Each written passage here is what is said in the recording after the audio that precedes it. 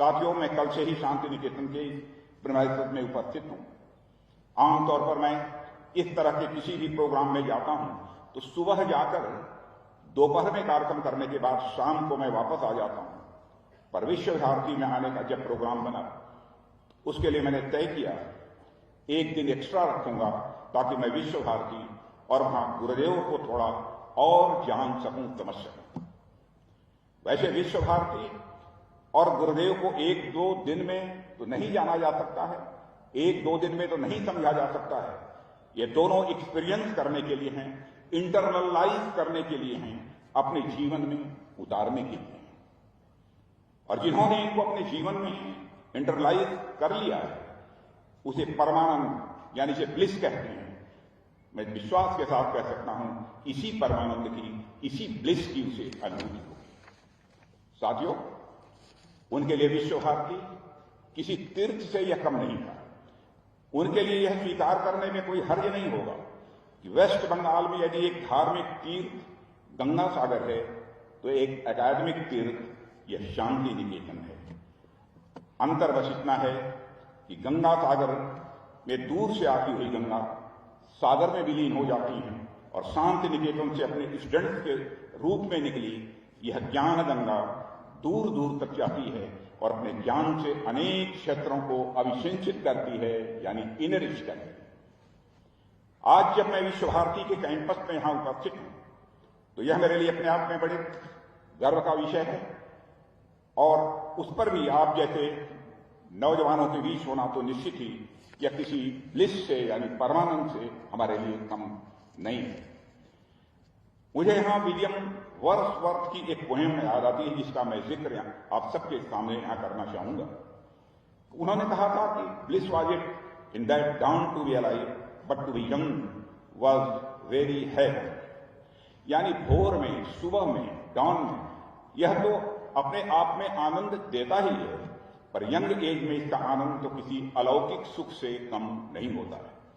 इस संदर्भ में मैं कह सकता हूं जब मैं विश्व भारती में हूं तो मेरे लिए यह अनफॉरगेटेबल मूवमेंट है और आप लोग तो अपने यंग एज में यहां रह रहे हैं और स्टडी कर रहे हैं।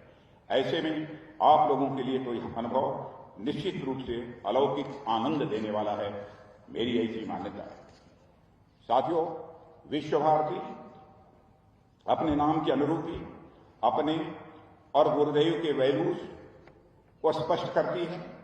विश्व भारती एक ऐसा वर्ल्ड कॉम्बिनेशन है जिसमें विश्व भी है और भारती भी है, यानी समस्त विश्व के आचार विचार और व्यवहार के साथ भारत के संबंधों का विकास और विश्व की डिफरेंट सिविलाइजेशन से बेस्ट एलिमेंट्स का एक्सचेंज यानी आदान प्रदान। पर सिविलाइजेशन के बीच यह एक्सचेंज किस फाउंडेशन पर होगा, आप इस पर विचार करें। यह एक्सचेंज होगा इंडियन कल्चर और फिलॉसफी के फाउंडेशन पर। विश्व भारती, विश्व और भारतीय, यह ज्ञान का अद्भुत और यह अद्वितीय समन्वय है, कोऑर्डिनेशन है, जो पूरी दुनिया से ज्ञान की धारा को इंडियन थॉट में एसिमिलेट करने और इंडियन थॉट से पूरे वर्ल्ड को इनलाइटन करने की कैपेबिलिटी रखता है। विश्व भारती का मोटो यत्र विश्वम भवति एक नीडम, अर्थात जहां संपूर्ण विश्व ही एक नीड है यानी नेस्ट में निवास करता है, समस्त विश्व के प्रति भारतीय भाव का यह एक्सप्रेशन है। यह टेम्पल ऑफ लर्निंग गुरुदेव के ज्ञान का मूर्त स्वरूप है और उनकी ज्ञान साधना का यह प्रतिफल है। इसलिए अपने फिजिकल फॉर्म में गुरुदेव हमारे बीच भले ही न उपस्थित हों, पर अपने नॉलेज और विजडम के स्वरूप में वह निश्चित रूप से हमारे बीच उपस्थित हैं और आगे भी मेरा विश्वास है वह सदैव हम सबके बीच उपस्थित रहेंगे। साथियों, भारतीय इतिहास में 18वीं सेंचुरी के सेकंड हाफ से लेकर 20वीं सेंचुरी के फर्स्ट हाफ तक एक ऐसा पीरियड रहा है जिसने इंडियन सोसाइटी को एक नई दिशा दी है। इस टाइम पीरियड ने ईश्वरचंद्र विद्यासागर जैसी पर्सनालिटी दी जिसने नए विचारों वाली शिक्षा के माध्यम से न केवल बंगाल बल्कि पूरे देश में सोशल लिबरल और ऑर्थोडॉक्सीज के खिलाफ आवाज उठाई। और इस पीरियड ने राजा राम मोहन राय जैसे पायनियर दिए जिन्होंने मॉडर्न एजुकेशन के माध्यम से राष्ट्र में एक नई कंसस्नेस को जन्म दिया। इन सभी महापुरुषों का स्मरण मैं यहां क्यों कर रहा हूं? इनका स्मरण मैं यहां इसलिए कर रहा हूं क्योंकि गुरुदेव रूपी जो एक विशाल वटवृक्ष भारतीय ज्ञान मन में पल्लवित और पुष्पित हुआ है, उसकी फर्टाइल सॉइल इन्हीं महापुरुषों के द्वारा निर्मित हुई थी। मेरे साथियों, गुरुदेव ने अपने थॉट्स, अपनी फिलॉसफी और वैल्यूज से इंडियन सोसाइटी और पॉलिटिक्स को बहुत गहराई तक प्रभावित किया है और उनसे संबंधित कुछ बातें यहां मैं आपके सामने रखूंगा, शायद वह आपको अच्छी भी लगे। इसमें उनकी पहली मान्यता नेशनलिज्म और यूनिवर्सल ह्यूमनिज्म से जुड़ी हुई है। पूरी दुनिया में आप कहीं पर भी नेशनलिज्म की बात करते हैं, आमतौर पर उसका अर्थ वेस्ट से उपजे नेशनलिज्म से होता है और भारत में नेशनलिज्म का सीधा सीधा वही अर्थ नहीं होता। दोनों विचारों में बड़ा अंतर है और वह अंतर है काल का, यानी टाइम स्केल का। इंडियन नेशनलिज्म भारतीय जनमानस में सदियों से एकत्र हो रही एक दूसरे के सुख दुख में सहयोग और कल्याण की भावना पर यह आधारित है। हमारा इंडियन नेशनलिज्म टेरिटोरियल न होकर हमारे यहां कल्चरल है। वेस्ट के नेशनलिज्म में टेरिटोरी यानी भूमि यह पहले है और कॉन्शियसनेस यानी चेतना बाद में, जबकि इंडियन नेशनलिज्म में कॉन्शियसनेस पहले है और टेरिटरी बाद में। भारतीय नेशनलिज्म के फोकस में ह्यूमन वेलफेयर है। इंडियन नेशनलिज्म एक्सक्लूसिव न होकर ऑल इंक्लूसिव है और यूनिवर्सल वेलफेयर से इंस्पायर्ड है। जैसा कि मैंने अभी कहा कि विश्व भारती का सूत्रवाद इसी भाव का एक इंडिकेटर है। साथियों, हमारे देश में कच्छ से कामरूप और काशी से कांची तक एक विशाल कल्चरल टेपेस्ट्री है कि आप कोई एक सिरा पकड़ते हैं तो उसके साथ दूसरा सिरा अपने आप उभर जाता है। कुजीन से लेकर अटायर तक, फेस्टिवल से लेकर आर्ट्स तक, हर एक चीज में आपको बहुलता या प्लुरलिज्म दिखाई देता है। इंडियन आइडेंटिटी एक सूत्री या लीनियर न होकर या मल्टी लेयर्ड। वेस्ट का nationalism exclusivist, imperialist, exploitative and relatively shallow था। साथियों, वह समय के द्वारा स्वतः निर्मित नहीं हुआ था, बल्कि कुछ राजाओं द्वारा अपने आप को शक्तिशाली बनाने के लिए कुछ विशिष्ट पहचान पर आधारित समुदायों को इकट्ठा करके हुआ था। The construction of western nationalism was politically driven. गुरुदेव ने अपने वेस्ट के नेशनलिज्म का जो स्वरूप देखा था, उसने इंपीरियलिज्म और मिलिटरिज्म को जन्म दिया, जिसका परिणाम वर्ल्ड वार्स की विभीषिका के रूप में हम सभी के सामने आया। ऐसे में जब वह नेशनलिज्म को कंडम कर रहे थे तो वह वेस्ट के एक्सट्रीम नेशनलिज्म को कंडम कर रहे थे।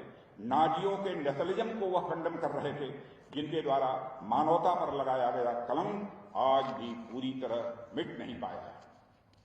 इंडियन नेशनलिज्म तो गुरुदेव के वर्ड से ज्यादा उनकी डीड्स में देखा जा सकता है।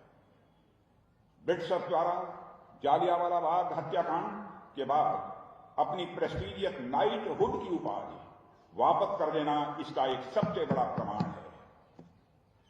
साथियों, जिस समय देश में गुरुदेव जैसा महान फिलासफर और स्कॉलर भारत की चिंतन पद्धति यानी थॉट सिस्टम को प्रभावित कर रहा था, उसी समय देश के और भी अनेक फिलासफर्स और थिंकर्स अपने सिद्धांतों और मान्यताओं से देश की थॉट सिस्टम को प्रभावित कर रहे थे। हालांकि अनेक ऐसे थिंकर्स थे जो कंटेम्पररी रियलिटी के अनुरूप राष्ट्र को दिशा दे रहे थे, पर इतिहास की कसौटी पर परख कर आप देखेंगे, आप गुरुदेव अपने कंटेम्पररी थिंकर्स से कहीं आगे और फार साइडेड साबित हुए। इसका एक दो उदाहरण मैं आप लोगों के सामने यहां रखना चाहूंगा। उस समय के कुछ Indian political leaders modern industrial system and machinery के उपयोग को लेकर बड़े ही कासस थे। उन्हें लगता था कि जिस प्रकार से ब्रिटिश गवर्नमेंट ने इंडस्ट्रियल रिवॉल्यूशन का सहारा लेकर आम जनता को एक्सप्लॉइट किया है, वैसे ही हम अपने देश में इस सिस्टम को जारी रखेंगे तो पुनः वही परिस्थितियां बार बार दोहराई जाएंगी। लेकिन इसके विपरीत गुरुदेव इंडस्ट्रियल डेवलपमेंट एवं मॉडर्न साइंस एंड टेक्नोलॉजी के वह पक्ष में थे। वे चाहते थे कि राष्ट्र के विकास के लिए इनको बढ़ावा मिले। हो सकता है कि पहले वाले थिंकर्स के विचार उस समय के सर्कमस्टांसेस के अनुरूप सही रहे हों, लेकिन वर्तमान समय के अनुसार गुरुदेव के विचार अधिक रेलेवेंट दिखाई देते हैं। उनका मानना था कि स्वतंत्रता के पश्चात भारत को आगे ले जाना हमारा एक महत्वपूर्ण उद्देश्य होना चाहिए और इसलिए देश को साइंस एंड टेक्नोलॉजी के क्षेत्र में आगे ले जाना और इंडस्ट्रीज की भी स्थापना करना यह अति आवश्यक है।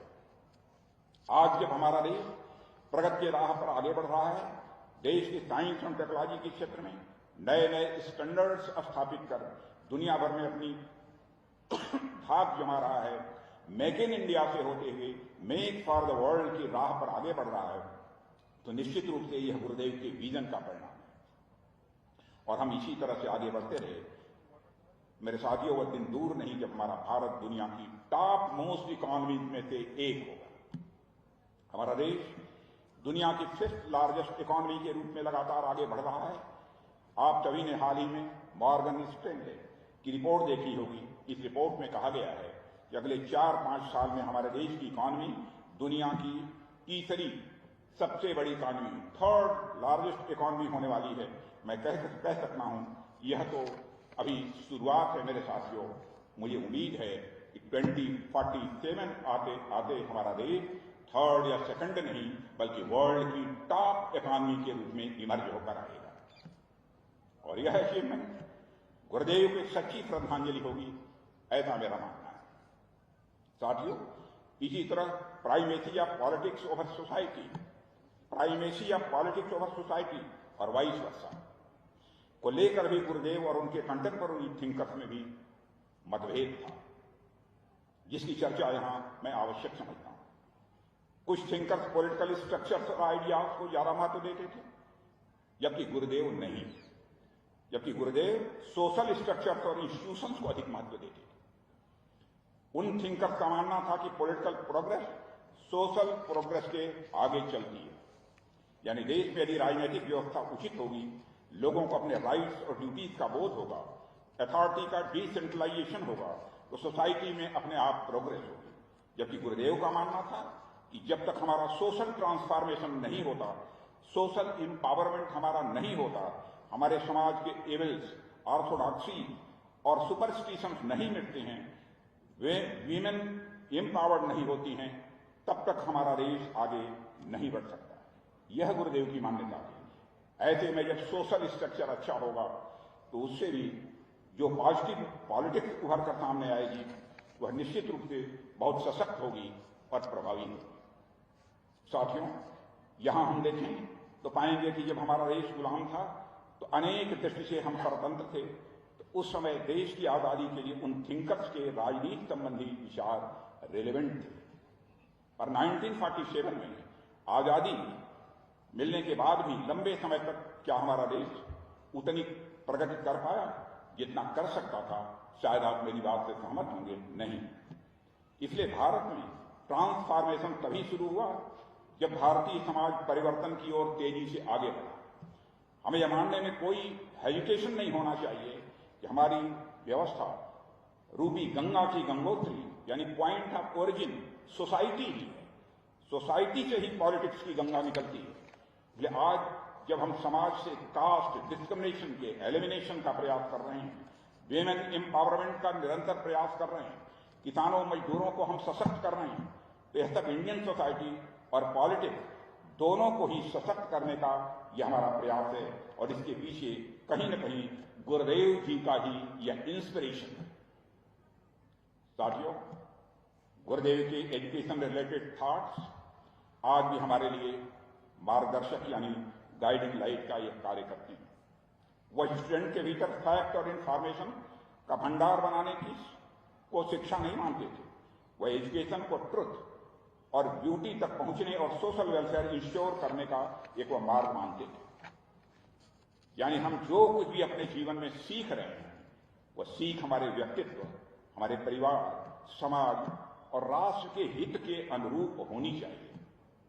यानी किसी चीज का केवल सीखना ही पर्याप्त नहीं है, बल्कि उसका समाज के हित में उपयोग हो, यह आवश्यक है।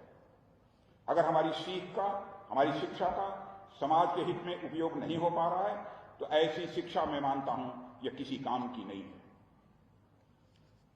मैं आप लोगों के सामने यहां पर एक उदाहरण रखना चाहता हूं। बात थोड़ी अलग है, पर मुझे विश्वास है यह बात आपकी समझ में आएगी। एक बार स्कूल में एक बच्चा क्लास के समय थोड़ी देर से पहुंचा। क्लास टीचर ने बच्चे से पूछा कि देरी क्यों हुई। बच्चे ने कहा, मैं एक बूढ़ी माता जी को सड़क पार करा रहा था। कल आपने ही सिखाया था हमें क्लास में कि सीनियर सिटीजन को सड़क पार कराना यह अच्छी बात होती है। टीचर ने कहा, हां मैंने बताया तो था, पर इस काम के लिए इतना लेट? यह तो कुछ सेकंड्स का काम है। इस पर उस बच्चे ने चटपट जवाब दिया, सर काम तो सेकंड्स भर का है, पर वह बूढ़ी माता सड़क पार करने को तैयार ही नहीं हो रही थी। बड़ी मुश्किल से खींच खांच कर सड़क पार कराया उन्हें, और इसलिए मुझे क्लास में पहुंचने में, स्कूल में पहुंचने में लेट हुई। यानी बच्चे ने एजुकेशन के फॉर्म को तो मेमोराइज कर लिया, बच्चे ने एजुकेशन के फॉर्म तो मेमोराइज कर लिया, पर उसके एसेंस को नहीं समझ पाया। टीचर की बात तो उसने रट ली थी, पर उस बात में निहित सार, यानी उस बात का एसेंस, उसको भी वह आत्मसात नहीं कर पाया। वह यह नहीं समझ पाया किसी नीडी पर्सन को सड़क पार कराना चाहिए, न कि फोर्सफुली किसी भी वृद्ध को। ऐसे में शिक्षा का समाज और राष्ट्र के लिए कोई अर्थ मेरे साथियों नहीं रह जाता। साथियों, वेस्ट ने एक समय में अपने स्कूल्स और कॉलेजेस की ऐसी संरचना की जो बंद कमरे में बड़ी संख्या में बच्चों को शिक्षित करने की पर आधारित थी। ऐसी संस्थाएं मानो स्कूल न हों, बल्कि असेंबली लाइन फैक्ट्री हों, जहां बच्चों के अंदर नॉलेज भरा जाता। ऐसी संस्थाएं मास प्रोडक्शन करने लग गई, जहां कम कास्ट से ज्यादा एजुकेटेड बच्चे बाहर निकल सकें और वन साइज फिट्स ऑल के रूप में यह समाज में आ सके। ऐसे में किसी बच्चे की इंडिविजुअलिटी कैसे डेवलप हो सकेगी, यह स्वाभाविक रूप से विचार किया जा सकता है। साथियों, 40-40, 50-50 बच्चों के ऊपर एक एक टीचर का रेशियो, यह हमारी देन नहीं है, हमारे वेस्ट की देन है, यह पश्चिमी देशों की देन है। अब एक टीचर इतने बच्चों को एक साथ पढ़ाएगा तो उनमें से कितनों की इंडिविजुअलिटी यानी व्यक्तित्व को वह निखार पाएगा। यह वैसे ही हुआ जैसे कि क्लास में हाथी हो या मछली हो, बाज हो या बाघ हो, सबको उड़ने की, तैरने की और दौड़ने की समान शिक्षा दी है। ऐसे में व्यक्तित्व निर्माण कहां तक संभव है, स्वयं आप विचार करते हैं। हो सकता है किसी बच्चे के अंदर पेंटर छुपा बैठा हो, किसी बच्चे के अंदर जादूगर हो, तो किसी बच्चे के अंदर साइंटिस्ट, स्कल्प्टर या सिंगर छिपा बैठा हो। वह बिना फ्रीडम और ऑटोनॉमी के किसी भी सूरत में बाहर नहीं आ सकता है। जबकि हमारे देश में प्राचीन गुरुकुल में ऐसी व्यवस्था नहीं थी। अनेक स्टडीज यह बताती हैं कि नालंदा और तक्षशिला जैसी यूनिवर्सिटीज में फैकल्टी और स्टूडेंट का रेशियो 1:5 हुआ करता था। प्रत्येक शिक्षक पूरी निष्ठा और ईमानदारी के साथ बच्चों पर ध्यान देने में सक्षम था। इस व्यवस्था से जब शिक्षा से लेकर ग्रेजुएट बाहर निकलते थे, तब वह समाज के लिए कुछ नया कर पाने में सक्षम होते थे। इन्हीं से प्रेरित होकर नई नेशनल एजुकेशन पॉलिसी में हमने बच्चों के personality development, not only personality development but the comprehensive personality development और उचित टीचर पीपल रेशियो पर भी ध्यान दिया है। साथियों, गुरुदेव की रचनाओं से लेकर संगीत तक में हमें वह विजडम दिखाई देता है जो इंडियननेस का एसेंस है। क्लासिकल से लेकर फोक तक में प्रचलित विचार प्रवाह मानो टैगोर की कविता में आकर विराम करती है और एक नई ऊर्जा और नए स्वरूप के साथ पुनः जनमानस को इंस्पायर करने को निकल पड़ती है। उनकी एक अत्यंत प्रसिद्ध कविता चित्त जे था भय शून्य से मैं इसका उदाहरण आप लोगों के सामने रखना चाहूंगा। जब वह चित्त जे था भय शून्य, उच्च जे था शिर कहते हैं तो उसका कोई सामान्य अर्थ नहीं होता, बड़ा विशिष्ट अर्थ होता है। इंडियन ट्रेडिशन में pursuit of truth, Indian tradition में परस्यूट ऑफ ट्रुथ में किसी भी प्रकार के फियर का कहीं कोई स्थान नहीं बताया गया है, बल्कि किसी भी प्रकार का भय स्वयं असत्य और अविद्या का सूचक है। श्रीमद् भागवत गीता का पूरा मैसेज ही भय को दूर करने के लिए, याज्ञवल्क और मैत्रेयी संवाद हो या फिर मंडन मिश्र की पत्नी उभया भारती का यह प्रकरण हो, आप देखेंगे कि दोनों ही विदुषियों ने बिना किसी भय और संकोच के सत्य के रास्ते पर चलकर इंडियन विजडम को सम्मानित किया है। साथियों, इसी तरह आगे जब वो कहते हैं ज्ञान यथा मुक्त, तो इसका अर्थ होता है नॉलेज जहां बिना किसी प्रेजुडिस के सबके लिए इक्वली अवेलेबल है। हमारे यहां कहा गया है आनो भद्रा त्रतो यंतु विश्वतः, यानी चारों ओर से ज्ञान हमारे भीतर प्रवेश करे, वह सत्य हो, शिव हो और सुंदर हो, और ज्ञान ऐसा हो तो हमको तमाम बॉन्डेजेस और ऑर्थोडॉक्सी से यह फ्री कर दे। ज्ञान की महान विशिष्टता को गुरुदेव ने अपनी कविता की एक लाइन पे डिफाइन कर दिया है। आगे वह कहते हैं जेठा गृहेर प्राचीर आपन प्रांगण तले दिवस शर्वरी वसुधारे राखे नारी खंडो क्षुद्रो कोरी।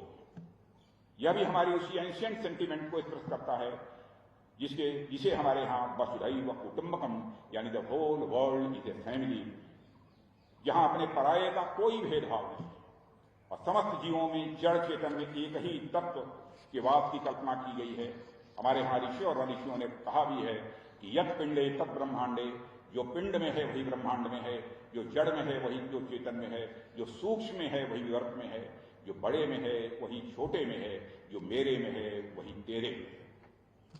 साथियों, इसी तरह आगे वह कर्म की महत्ता को डिफाइन करते हुए भार तेरे से स्वर्गे करो जागृत कहते हैं, जो भारतीय परंपरा के वयम राष्ट्रे जागृयाम पुरोहिता को ही इको करता है। इस तरह टैगोर अपने मन, वचन और कर्म से इंडियननेस के लिविंग इम्बॉडीमेंट यानी जीती जागती वह प्रतिमूर्ति थे, और उन्होंने अपने कर्तृत्व के माध्यम से संपूर्ण विश्व में इसका प्रचार प्रसार किया। हमें उन्हें फॉलो करने और उनके दिखाए गए मार्ग पर तेजी से आगे बढ़ने की जरूरत है। मेरे यंग फ्रेंड्स, आज जब मैं आप सभी यंग फ्रेंड्स के बीच में हूं तो मैं आप सभी का आह्वान करता हूं कि आप अपने जीवन में कुछ अच्छा करें, कुछ नया सोचें और जीवन और समाज में कुछ और बेहतर करने की ओर आप आगे बढ़ें। आप अपने जीवन में जो कुछ भी कर रहे हों या करने जा रहे हों, यह जरूर सोचें कि आपके देश और मानवता को इससे क्या मिलने वाला है। आप आगे बढ़ें, नई टेक्नोलॉजी डेवलप करें, आप नया इनोवेशन करें, आप स्टार्टअप खड़ा करें, एक टारगेट बनाकर फियरलेस होकर आप आगे बढ़ें।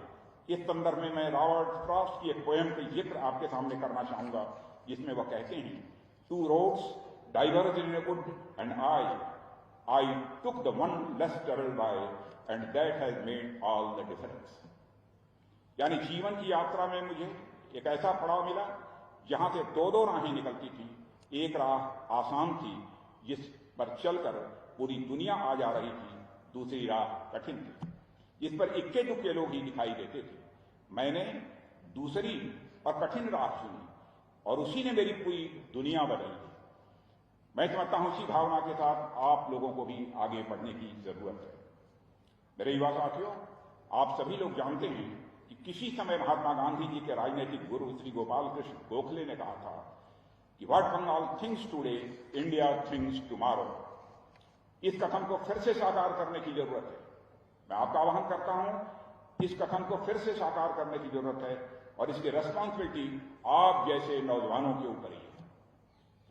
मैं समझता हूं आज बंगाल में रीअवेकनिंग की आवश्यकता है, जिससे यह भूमि एक बार फिर पूरे देश को ज्ञान विज्ञान, साइंस एंड टेक्नोलॉजी और फिलॉसफी के क्षेत्र में नया योगदान दे सके। मुझे पूरा विश्वास है कि आप इस दिशा में पूरी कमिटमेंट के साथ आगे बढ़ेंगे, ऐसा मेरा पक्का भरोसा है। जब मैं आप सभी से यह कह रहा हूं तो मुझसे आप सभी से खासकर यहां की फैकल्टी से भी बड़ी उम्मीदें हैं। मैंने कहीं पर एक कथन पढ़ा था कि treat a man as he is and he will remain, as he is treat a man as he can and should be and he will become as he can and should B.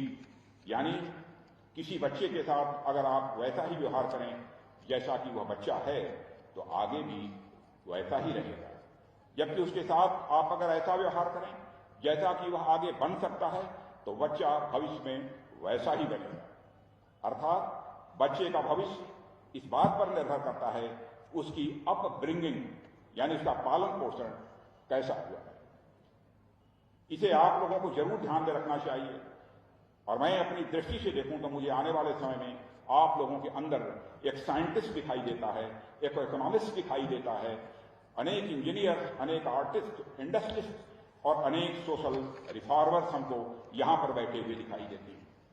पर इन सबसे ऊपर मेरी यह कामना है कि जैसे कभी गुरुदेव ने ह्यूमैनिटी को विश्व भारती जैसा इंस्टीट्यूशन दिया था, उसी तरह विश्व भारती ह्यूमैनिटी को एक गुरुदेव प्रदान करे। यह हमारी चाह है। गुरुदेव जैसा व्यक्तित्व कहीं और से नहीं आएगा, बल्कि गुरुदेव जैसी पर्सनालिटी, गुरुदेव जैसा व्यक्तित्व यही कहीं से आएगा। तो आप जैसे लोगों के बीच से निकलकर ही गुरुदेव जैसा व्यक्तित्व आएगा, ऐसा मेरा विश्वास है। और वही मानवता की आगे की राह भी वह प्रशस्त करेगा। इसके लिए जो चीज सबसे जरूरी है वह है आपके जीवन में सपने देखना, जीवन में ड्रीम देखना। साथियों, आप लोगों ने रॉडयार्ड किपलिंग की एक फेमस पोएम पढ़ी होगी जिसका टाइटल है इफ। अपने बचपन के दिनों से ही इस पोएम से मेरा कई बार गुजरना हुआ है और इसका एक स्टंजा मैं आप लोगों के सामने यहां रखना चाहता हूं।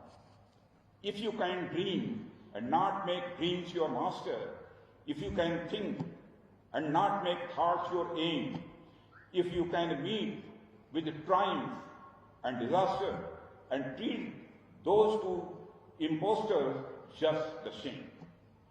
मेरे साथियों, जीवन में आगे बढ़ने के लिए और उसे नई ऊंचाइयों पर ले जाने के लिए हमें ड्रीम्स की जरूरत होती है, सपने देखने की जरूरत होती है। पर इसके साथ यह भी आवश्यक है कि आप अनेक ड्रीम्स में ही उलझ कर न रह जाएं। ऐसा न हो कि आपके सपने ही आपको कंट्रोल करने लगे। आज एक सपना, कल दूसरा और फिर तीसरा, चौथा सपना देखने लगे और अंत में हाथ में कुछ भी न लगे। इस तरह आप अगर कुछ सोचते हैं तो आपको यह मालूम होना चाहिए कि आप क्या और कितना सोच रहे हैं।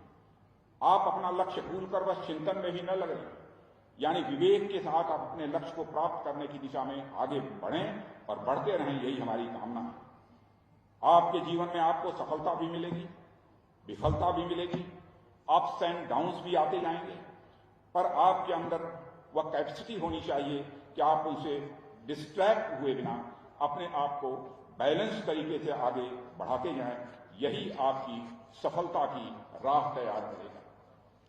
साथियों, सृष्टि के समस्त क्रिएशंस में मानव ने जिन जिन कारणों से अपनी सृष्टता सिद्ध की है, उसमें इसकी संगठन की शक्ति या उसकी ऑर्गेनाइजेशनल कैपेसिटी अत्यंत महत्वपूर्ण है। संगठन अथवा टीम वर्क के कारण मानव ने एक ऐसी अचीवमेंट हासिल की जिनके बारे में कभी सोचा भी नहीं जा सकता। इसलिए आप जब अपने जीवन में कुछ नया और बड़ा करने की ओर आगे बढ़ें तो आपके पास एक मेहनती और समर्पित टीम की बड़ी आवश्यकता होती है। टीम में काम करने से आप अपने जीवन में अनेक लाभ होंगे आपको, ऐसा मेरा विश्वास है। पहला तो यही कि किसी काम को अगर आप 2 या उससे अधिक लोग मिलकर करते हैं तो आपकी ताकत केवल डबल नहीं होती बल्कि उससे कहीं अधिक होती है। आपने क्वाड्रेटिक एक्सप्रेशन पढ़ा होगा, a + b whole square = a² + b² + 2ab। यानी अलग से a अपनी पर्सनालिटी को डेवलप करने की कोशिश करे तो a से a² हो सकता है, a से a³ हो सकता है, a⁴ हो सकता है। b अपनी पर्सनालिटी को अकेले डेवलप करने की कोशिश करे, b से b² हो सकता है, b³ हो सकता है, b⁴ हो सकता है। लेकिन दोनों ने यह फैसला किया कि हम टीम वर्क से काम करेंगे, मिलकर यदि हम काम करेंगे तो a + b होल स्क्वायर या केवल a² + b² नहीं होगा बल्कि in addition to a² + b² you will achieve +2ab।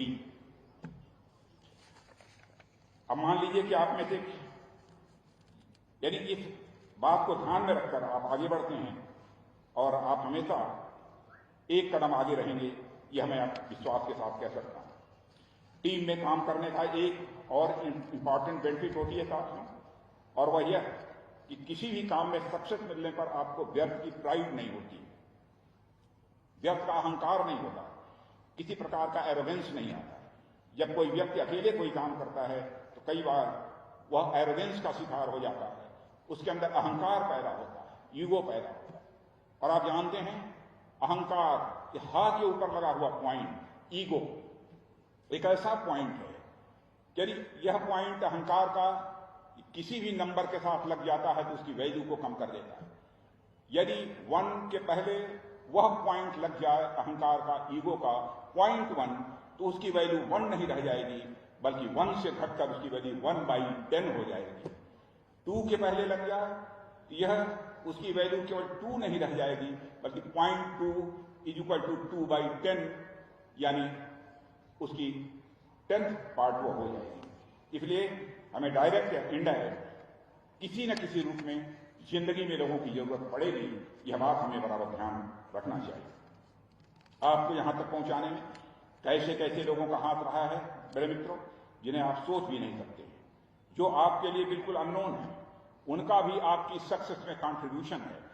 इस सच्चाई को भी अपने जीवन में कभी न भूलें। आप जो कपड़े पहनते हैं, हो सकता है कि उसका कॉटन महाराष्ट्र के किसी फार्मर के फील्ड से आया, हो सकता है आपके शूज कानपुर या आगरा की किसी फैक्ट्री से आए, जिनको बनाने वाले वर्कर्स को आप दूर दूर तक न जानते हों न पहचानते हों। जो चाय रोज आपका दिन बनाती है, असम और दार्जिलिंग के उन मजदूरों का आपसे कोई वास्ता नहीं।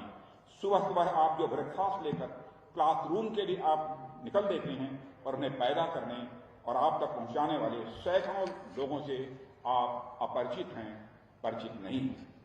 आपके इंस्ट्रूमेंट्स और बाकी सब चीजें भी जिन्हें बनाने से लेकर आप तक सप्लाई करने वाले लोग कौन हैं, किस वर्ग से वह आते हैं, कहां से वह आते हैं, यह भी आपको मालूम नहीं है।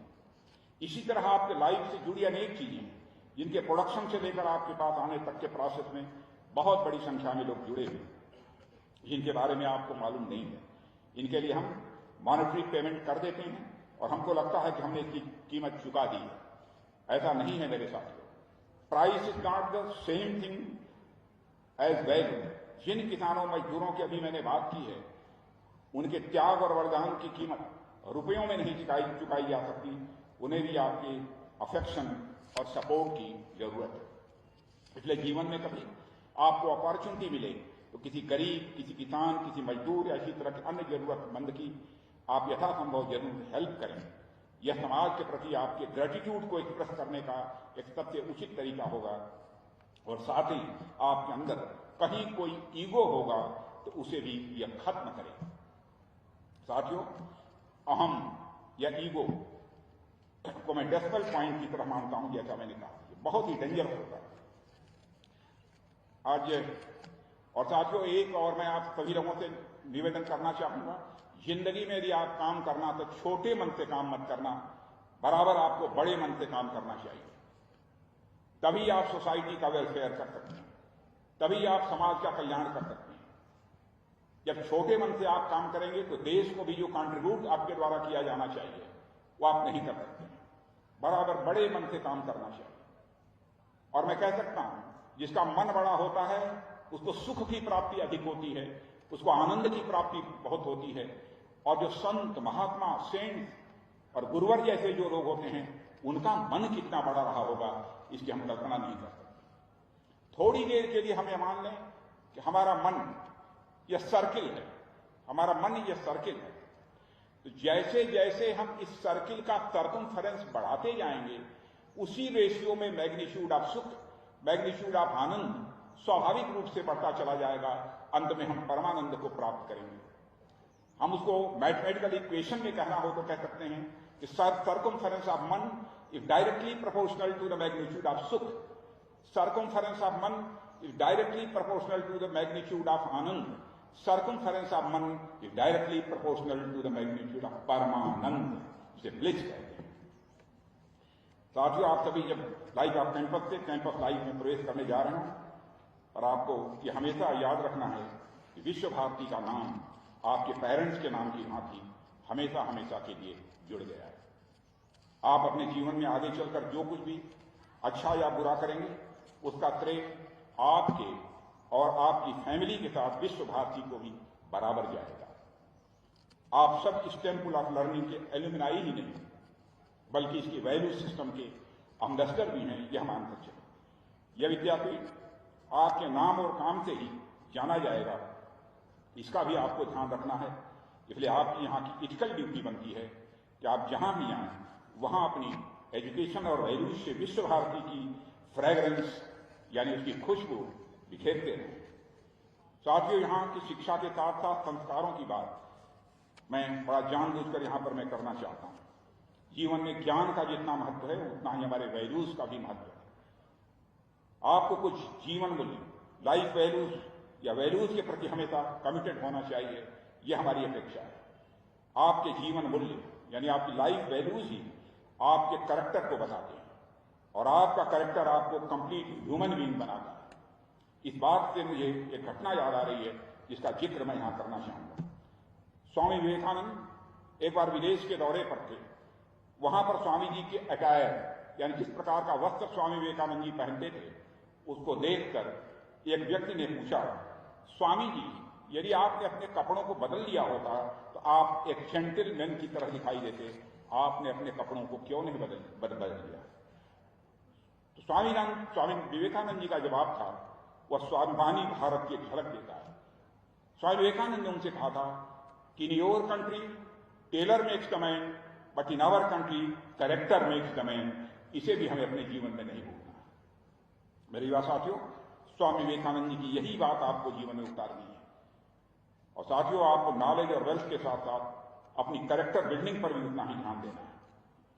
आप सभी ने एक फेमस कोट जरूर सुना होगा कि when wealth is lost nothing is lost, when health is lost something is lost and when character is lost everything is lost. यानी अगर आपका धन गया है तो समझो कुछ नहीं गया, आपका स्वास्थ्य चला गया समझो कुछ चला गया, अगर आपका कैरेक्टर चला गया तो समझो कि सब कुछ चला गया। इसलिए जीवन में किसी भी कीमत पर हमें अपने कैरेक्टर पर कभी कोई आंच नहीं आने देनी है। यह इस प्रकार का कन्विक्शन हमारा होना चाहिए। और मुझे पूरा विश्वास है कि आने वाले समय में आप में से अनेक छात्र छात्राएं अपनी मेहनत, लगन और संस्कारों के बल पर कुछ नया करेंगे और कुछ अलग करेंगे और दुनिया भर में अपना और अपने देश का नाम रोशन करेंगे। हमारे भारत के प्रोग्रेस का रास्ता आप लोगों से ही होकर गुजरता है और आप लोग जितने सशक्त होंगे हमारा देश भी उतना ही सशक्त होगा, इसका भी हमें ख्याल रखना है।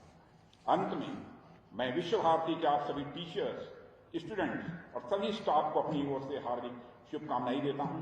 और आप सभी बच्चे एक समृद्ध वृक्ष के फल और फूल हैं। मैं उस वृक्ष के रूट्स यानी आपके पेरेंट्स और गार्जियंस को भी मैं नमन करता हूं जिन्होंने आप अपने स्नेह और अभिसिंचित कर आपको यहां तक पहुंचाया है। मैं आप सबके भविष्य के प्रयासों के लिए कामना करते हुए और पुनः आप सबको हृदय से अपनी हार्दिक शुभकामनाएं देते हुए यहीं पर अपना निवेदन समाप्त करता हूं। आप सबको बहुत बहुत धन्यवाद।